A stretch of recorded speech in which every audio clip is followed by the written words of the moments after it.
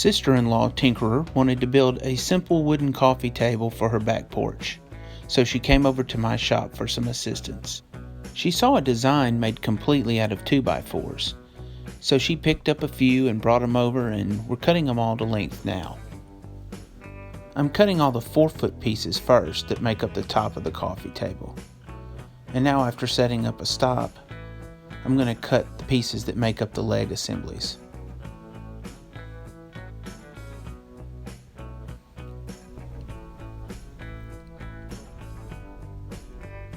Once we got all the pieces cut, we had to sand the edges to make them smooth.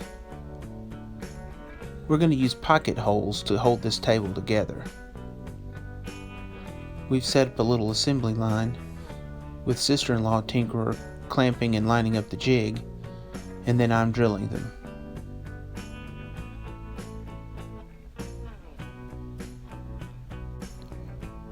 And now to assemble the leg sections. First, we use some carpenter's glue, and we make sure everything is lined up just right. Then to hold it while we're screwing it together, we use a clamp. And then we're using extra long pocket hole screws. These are made for 1.5" material.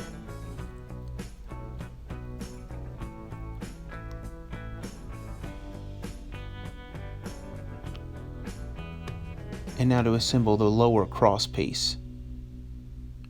We're using the same method as we did for the upper piece.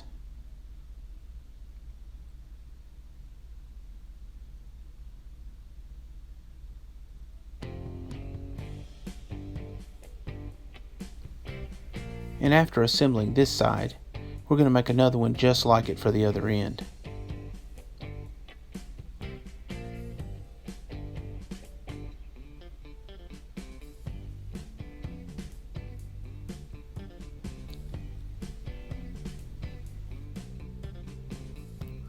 Here, sister-in-law Tinkerer is laying out the boards for the top. She's deciding which sides look the best and turning those up. Sorry about the weird lighting change. The sun must have gone behind the clouds and it's affecting the way the light comes through the skylights.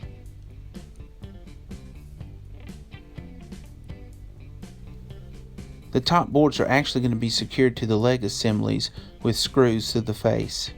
So to make sure everything is lined up in a straight line and looks nice, I've measured in from the ends and I'm making marks where we need to drill. Using a countersink bit, sister-in-law Tinkerer is pre-drilling all of the holes. And now we're securing them with some all-purpose drywall screws. I started by securing the center board first, and now I'm working my way out both sides. This will ensure that all boards are evenly spaced on both sides of center. Since the last 2 screws are so close to the edge of the leg assemblies, I pre-drilled those first before I put the screws in so they wouldn't split out. The next step is to put the stretcher board across the bottom, and this begins by pre-drilling some screw holes.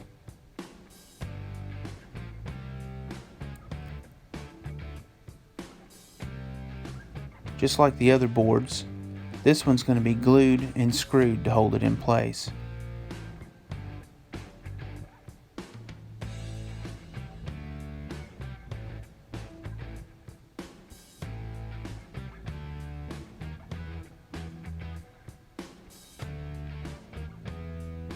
Now the only thing left to do is some final sanding, and then sister-in-law Tinkerer will take it home and paint it the color of her choice.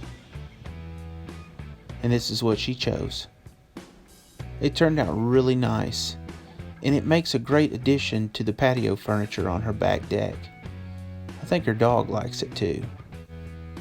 Well, I hope you enjoyed the video, and as always, thanks for watching.